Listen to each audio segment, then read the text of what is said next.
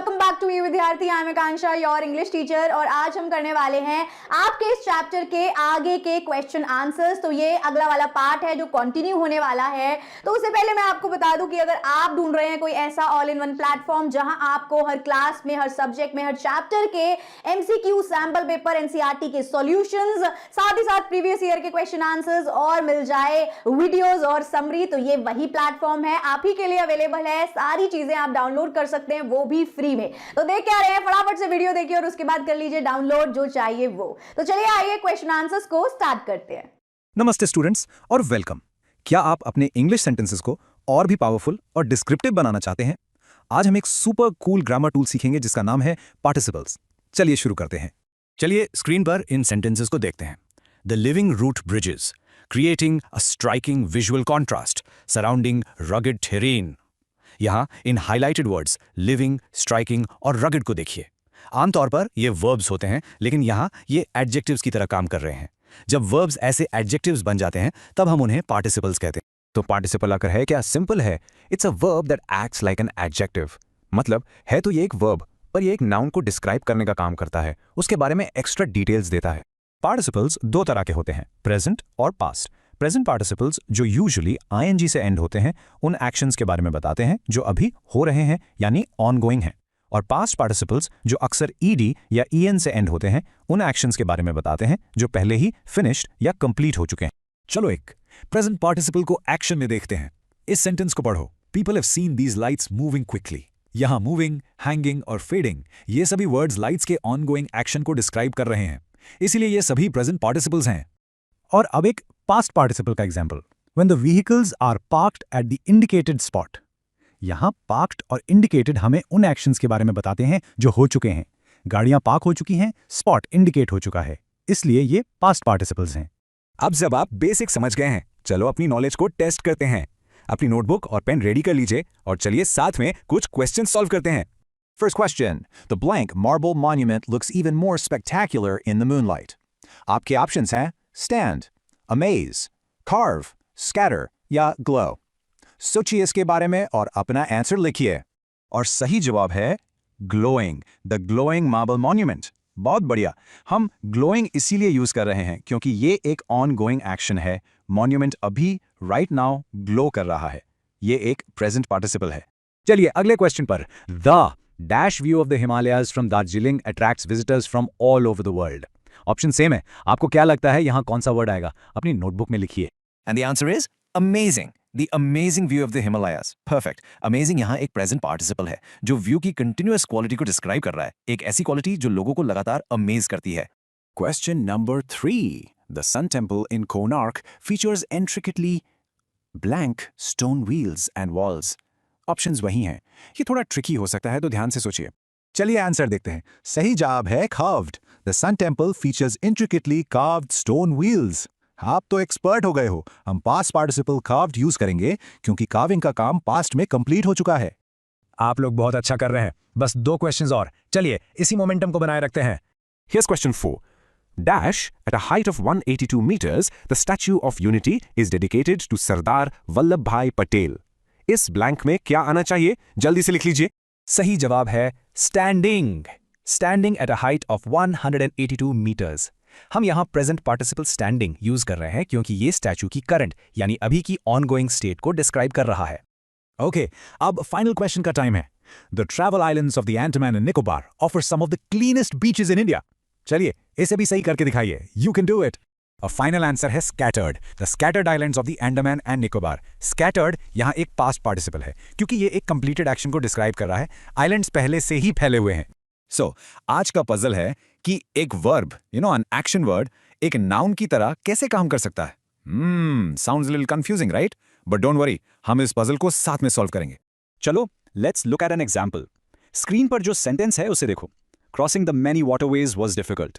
अब इस सेंटेंस में क्रॉसिंग वर्ड पर फोकस करो। ये क्रॉस वर्ब से बना है ना?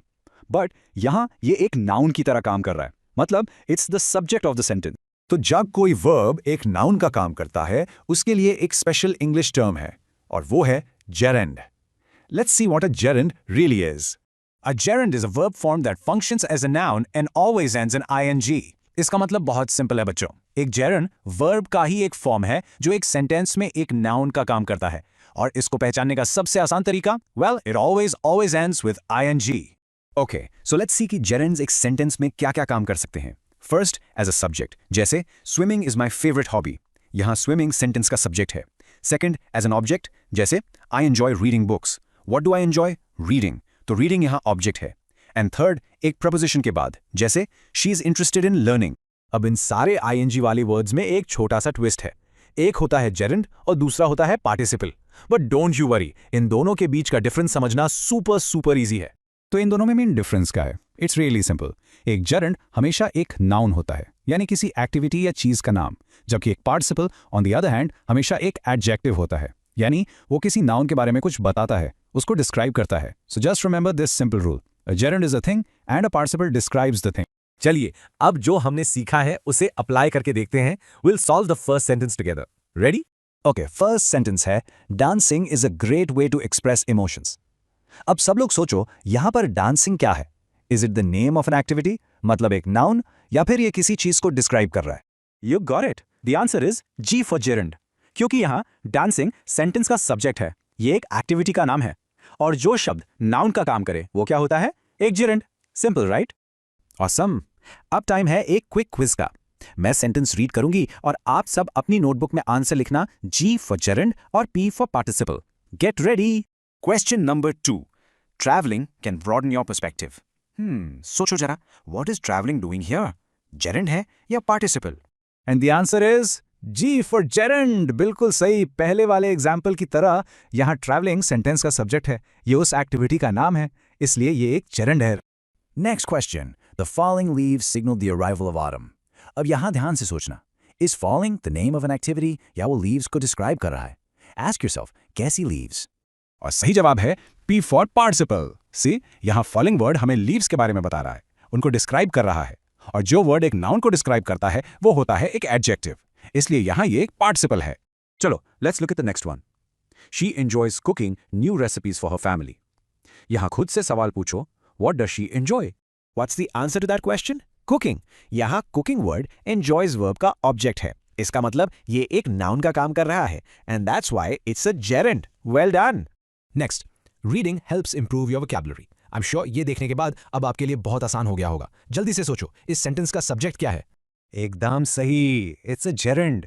रीडिंग इस सेंटेंस का सब्जेक्ट है. It's the name of an activity. शाबाश. आई एम प्रीटी श्योर आप सबके आंसर सही हो रहे हैं. चलिए, क्वेश्चन नंबर 6 देखते हैं.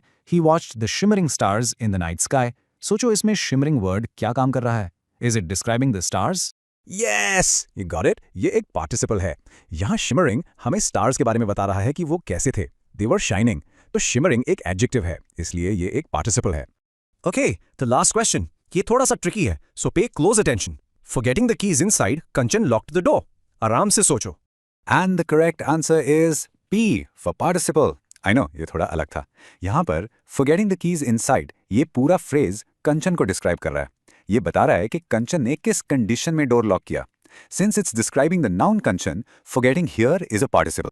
तो पूरे लेसन का सीक्रेट क्या है? जब भी कोई ing वर्ड देखो, just ask yourself one question, is this an action और अ थिंग? अगर हाँ तो इट्स अ जेरेंड, और अगर ये किसी चीज को डिस्क्राइब कर रहा है देन इट्स अ पार्टिसिपल. बस इतना सही है. आई होप अब आपको ये कॉन्सेप्ट बिल्कुल क्लियर हो गया होगा. ओके, तो देखो हमारा काम क्या है. हम दो सेंटेंसेस को कंबाइन करके एक सिंगल सेंटेंस बनाएंगे, और इसके लिए हम यूज करेंगे पार्टिसिपल्स या जेरेंड्स. जैसे आप स्क्रीन पर नितेश का एग्जांपल देख सकते हो ना. Entering the room, Nitesh saw his friend sitting in the corner. देखा कैसे दो सेंटेंसेस एक हो गए. सिंपल है ना? Alright, let's get started. ये रहा हमारा पहला question. Ready? Okay, so the sentences are Smitha walked carelessly, she slipped on the doormat, और क्लू हमें दिया गया है पार्टिसिपल. सोचो सोचो, इन दोनों को कैसे कंबाइन कर सकते हैं. टेक अ मोमेंट, अपनी नोटबुक में ट्राई करो. Okay, ready for the answer? चलो चेक करते हैं. The correct answer is walking carelessly, Smitha slipped on the doormat. इसे नोट कर लो. तो ये हुआ कैसे? चलो इसे समझते हैं. जो पहला एक्शन था स्मिता वॉक्ड केयरलेसली, उसमें जो वर्ब है वॉक्ड, उसको हमने चेंज कर दिया उसके प्रेजेंट पार्टिसिपल फॉर्म में, यानी वॉकिंग. अब सेंटेंस क्या बता रहा है कि केयरलेसली वॉक करते हुए स्मिता डोरमैट पर स्लिप हो गई. देखा, एक ही सेंटेंस में दोनों एक्शंस परफेक्टली कनेक्ट हो गए. Awesome, right? Great job on the first one. चलो अब आते हैं अपने नेक्स्ट क्वेश्चन पर. Okay, question number 2. The sentences are sleep for 8 hours, it is good for health. और इस बार हमें यूज करना है एक gerund. इसका क्या आंसर होगा? सोचो जरा. चलो, let's see the answer. The correct sentence is sleeping for 8 hours is good for health. लिख लो इसे अपनी नोटबुक में. तो यहाँ पर हमने क्या किया? देखो, जो वर्ब था sleep, उसको हमने sleeping बना दिया. ऐसा करने से sleeping for 8 hours ये पूरा का पूरा फ्रेज अब सेंटेंस का सब्जेक्ट बन गया है. और जब कोई वर्ब ऐसे एक नाउन या सब्जेक्ट की तरह एक्ट करता है, तभी तो हम उसे gerund कहते हैं. Cool है ना ये concept? Fantastic. You guys are doing so well. चलो, अब आगे बढ़ते हैं क्वेश्चन नंबर 3 की तरफ. Ready? Okay, here's the next one. Ranjit felt happy about the result. He called his parents. और हमें फिर से participle use करना है. What do you think? Try to figure it out. Have you got the answer? Let's check it together. The correct sentence is feeling happy about the result, Ranjit called his parents. तो यहाँ पर जो feeling happy about the result वाला part है, वो basically हमें reason बता रहा है ना? कि रंजीत ने अपने पेरेंट्स को कॉल क्यों किया? क्योंकि वो हैप्पी था. तो हमने क्या किया? वर्ब फेल्ट को चेंज करके उसका पार्टिसिपल फॉर्म फीलिंग यूज किया. इससे उसकी फीलिंग और उसका एक्शन दोनों एक साथ कनेक्ट हो गए. सिंपल. जबरदस्त. We're on a roll. चलो, अब आते हैं इस एक्सरसाइज के लास्ट क्वेश्चन पर. इस बार हम जेरंड यूज करेंगे. Okay, the last question for today is father encouraged Meena join the course. और इसे कंबाइन करना है जेरंड का यूज करके. सोचो इसका आंसर क्या होगा? And the correct answer is father encouraged Meena in joining the course. चलो, इसे भी आराम से समझते हैं. यहाँ हमने एक preposition ऐड किया है in. और रूल क्या है? preposition के बाद जो verb होता है joined, वो अपने gerund फॉर्म में चेंज हो जाता है, यानी joining. तो अब joining क्या बन गया? ये बन गया है preposition in का object. Simple, right? So I hope कि आपको क्वेश्चन आंसर्स अच्छे से समझ आ गए हैं, एक एक क्वेश्चन का आंसर मिल गया है. सो इसी के साथ फिर मिलेंगे किसी और वीडियो में. Thank you so much for watching. Bye bye.